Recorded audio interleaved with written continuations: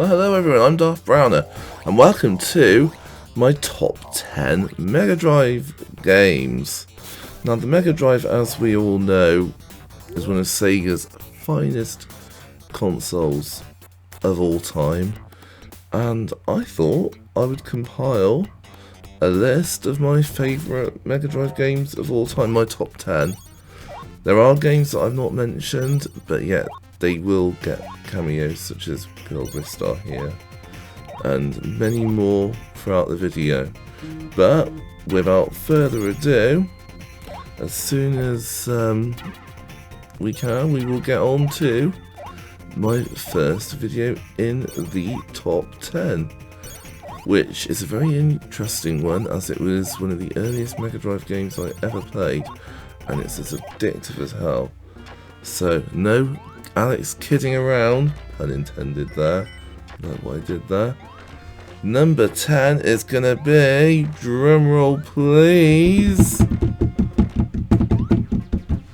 Columns. Yeah, addictive as hell puzzle game, one of the very earliest Mega Drive games I ever played. Kind of, to me, filled the void that Tetris kind of left if you don't have a Nintendo console of some description.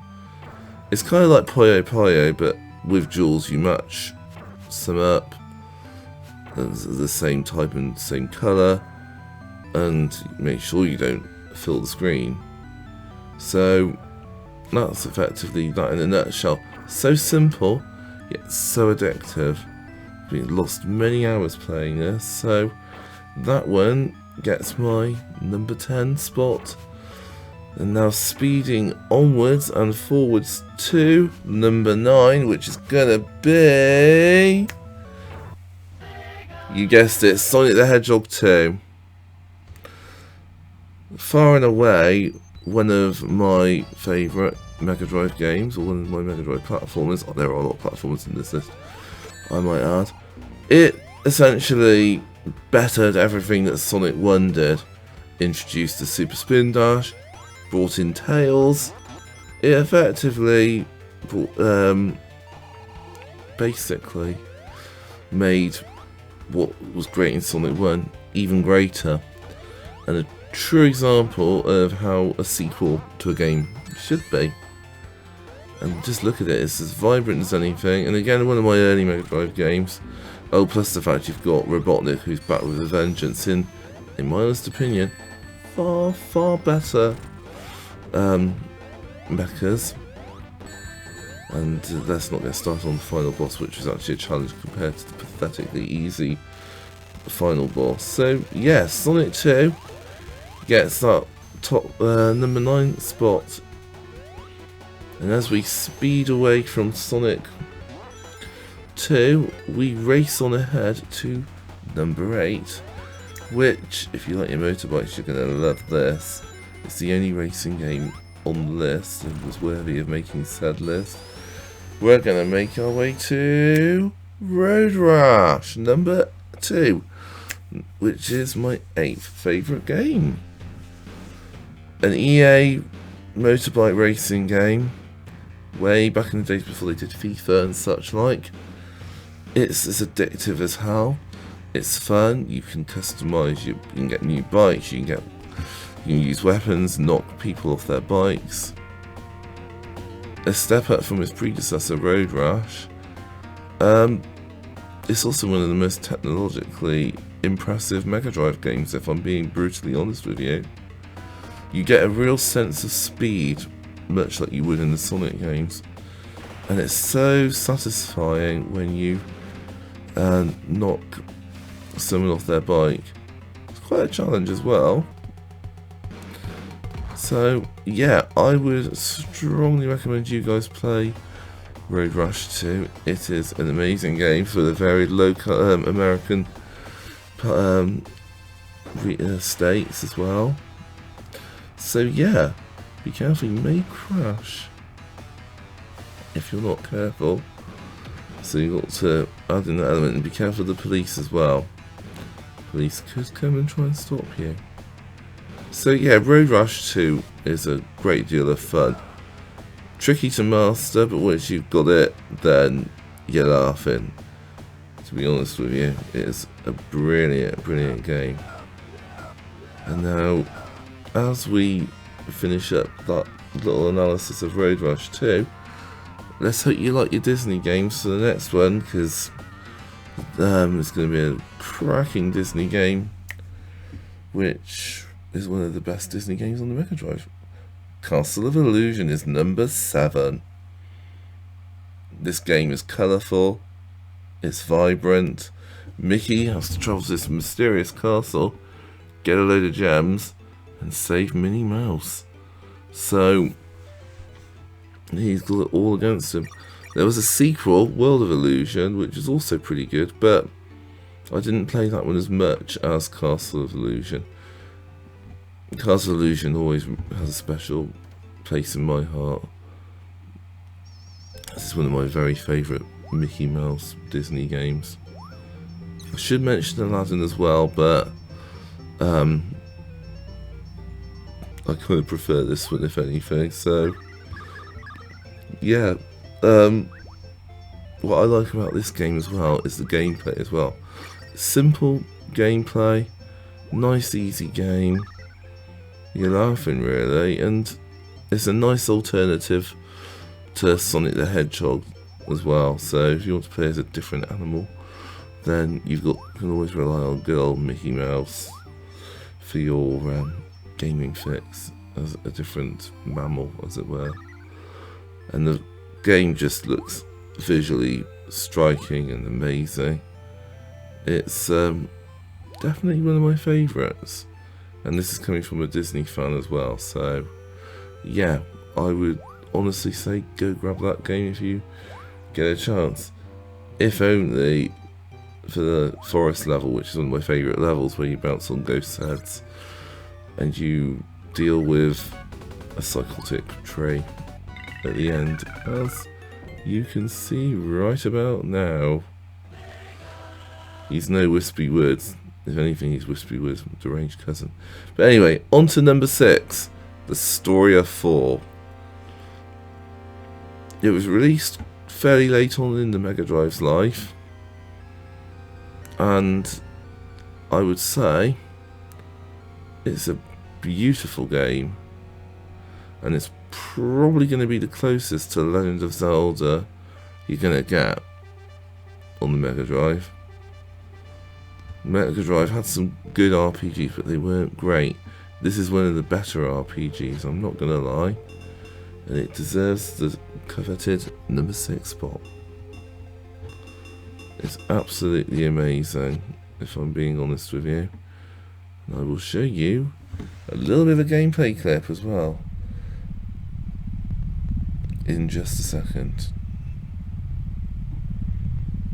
But I wanted to show you this cutscene as well, which shows how graphically amazing the game can be, to be honest with you. I mean, it really does push the Mega Drive to its limits. It truly does. Especially this anime style cutscene. This is not on the Mega CD either. This is pure bona fide Sega Mega Drive. We just look how stunning it is. It's definitely one of the best looking Mega Drive games. But you've got gameplay which is quite similar to Zelda. So if you like your Zelda games, then you'll be well and truly at home.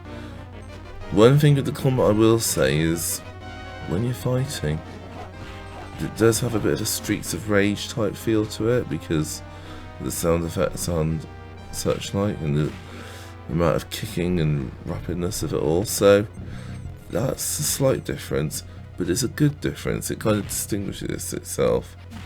It's a very hard game to come by, so it's almost compilation. So when I'm playing on, it's on the PlayStation 4.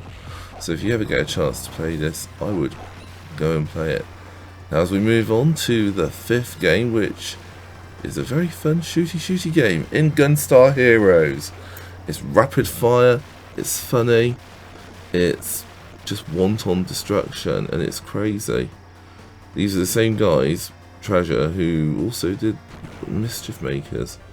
Such a fun game.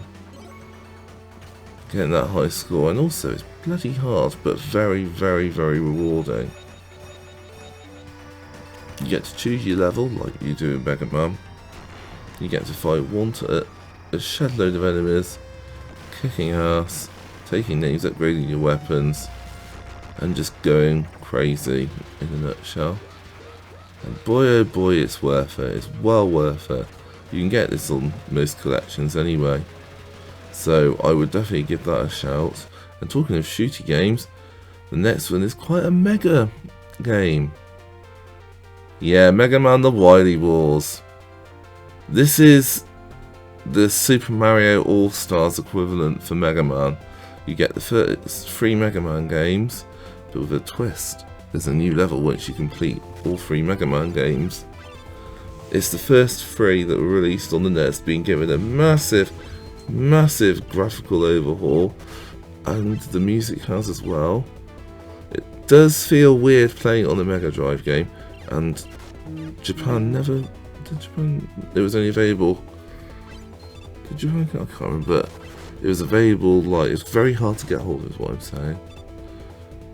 That's it. America couldn't get it because they had to get it via Sega Channel or something. It's brilliant. If you love your Mega Man and want to play a different version of the first 3 games, then I would strongly recommend it. It plays really well. Music is pretty good, and yeah, I can't fault it if I'm being honest with you. And I'm a massive Mega Man fan, so Mega Man the Wily Wars deserves that number 4 spot. It is weird though seeing like the enemy, all the robot monsters all 16-bitted up, because you just don't expect it. It just looks so good. Mega Man controls pretty much as he always has done. So if you played Mega Man games on any Mega Man games, then you'll know exactly what to expect. And the fact that it's a compilation of the first 3 games, it would be nice to have other Mega Man games, but we can't really knock it. We got our Mega Man games, and it's nice that it's been released on the Mega Drive as well. Certainly a fine Mega Drive compilation nonetheless. So we will now slide straight into a comic book. You know where I'm going with this. Into Comic Zone, which is number 3 on my list. Player Sketch Turner. He has an accident. And what an accident it is. On dark, stormy night, New York City. He's an aspiring guitarist and a comic book writer. And Mutos, his evil creation, enemy in his comic book, sends him into his comic book world and wants to be made of flesh and bone. Well, if that's not evil, I don't know what is. But in a nutshell, Comic Zone is a comic book type side-scrolling beat 'em up. It's freaking hard. It's amazing, and one of the most impressive technologically Mega Drive games of all time. Again, much like Story of Aether, it was released late into the Mega Drive's life, and what a game it is. You know, basically, think of it as Streets of Rage within a post-apocalyptic setting in a comic book. It's the best way to describe it, and it makes really good use of the 6-button controller that the Mega Drive brought out, that Sega brought out for the Mega Drive. It's really good. So yeah, I would strongly recommend you guys play this, and it has reached the deserved 3rd spot. Now we're on to Streets of Rage 2. This is my 2nd favourite. You should all be familiar with Streets of Rage. If you're not, I would strongly recommend you play this fantastic game series. Side-scrolling beat 'em up with amazing music, courtesy of Yuzo Koshiro. Amazing gameplay. This game, much like Sonic 2 did for Sonic 1, it improves on the prequel massively. I cannot fault this game very much at all. My only gripe is just when you complete the game. And recently Streets of Rage 4 was released, which, if you played Streets of Rage 4, Streets of Rage 2 is extraordinarily similar, which is a damn good thing, if you ask me. So without further ado, as we blaze through the bosses, we're going to be counting down to our top Mega Drive game. And boy oh boy, it's one some of you know me may expect, but I'm not going to reveal it just yet. But in all seriousness, the Mega Drive is an amazing console with so many good games. As I said earlier at the start, I've not had any room to mention as many others. Will be here all day, but the ones I have mentioned definitely deserve their spot on my list, which I think we can all agree on, to be fair. I mean, there's some real good ports to some amazing arcade games, for instance like Golden Axe, and you've got your technological comic booky wonders such as Comic Zone, for example, which I think we can all agree on, as I said earlier, is a technological marvel on the Mega Drive. But I do digress, everyone. As we watch Sketch Turner kick some ass and take names, we'll discuss what my top favourite Mega Drive game could be. Is it a Sonic game? I don't know. It's definitely not Sonic Spinball, which I have a very outspoken opinion of. Is it Decap Attack? I'm not saying. Maybe Phantasy Star? Close, but no cigar. Or is it close? I'm not going to reveal, because in a few moments time you will find out. But one thing's for sure, it deserves the top spot because it is a shining beacon of amazingness. Yes folks, it is Sonic the Hedgehog 3 and Knuckles. Very unique in the sense that you can only play this game if you combine the Sonic the Hedgehog 3 cartridge and the Knuckles lock-on cartridge to make one hell of an adventure. This game is massive, whereas Sonic 2 improved on Sonic 1, Sonic 3 is the atomic bomb that basically blasted all the other Sonic games into oblivion in pure greatness. It's a long, enjoyable, fun, multi-rooted adventure. You can play as Tails, Knuckles as Sonic. You've got so many new abilities, such as different shields when you're on Sonic. So you can turn to a fireball with a fire shield, attract rings with the lightning shield, protect yourself against water and drowning, the bubble shield, and of course you've got your obligatory invincibility and such like. And you've got like mini bosses, special stages, all that sort of thing really.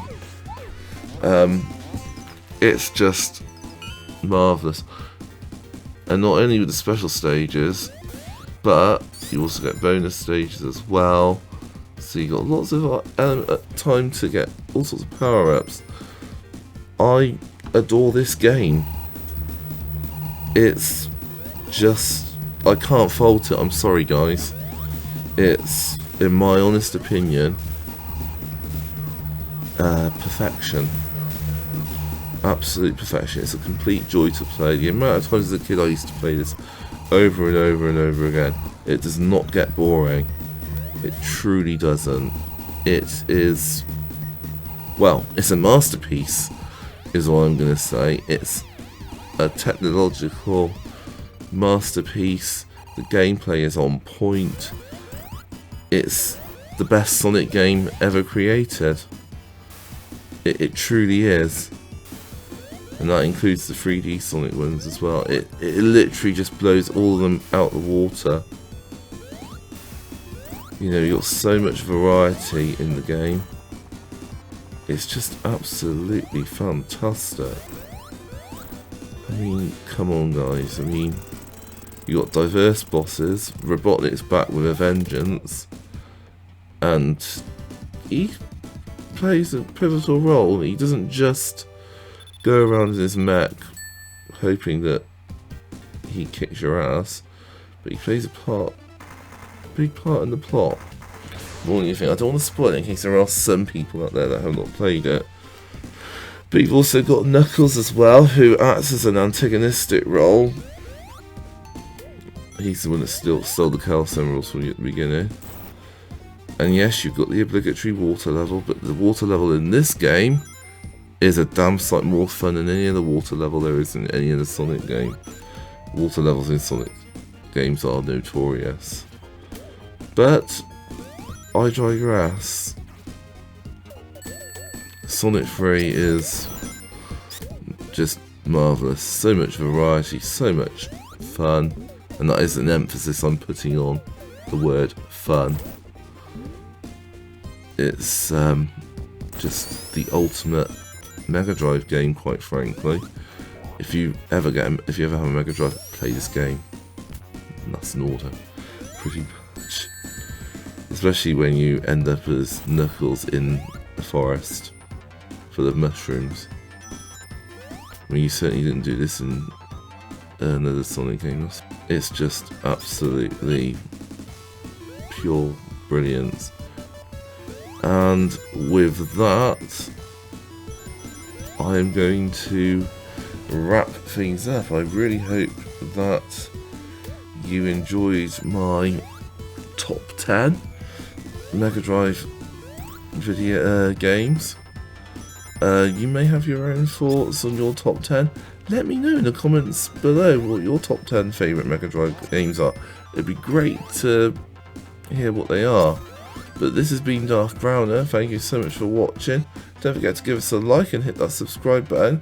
And we'll see you on the next video. Ciao for now, everyone. Bye.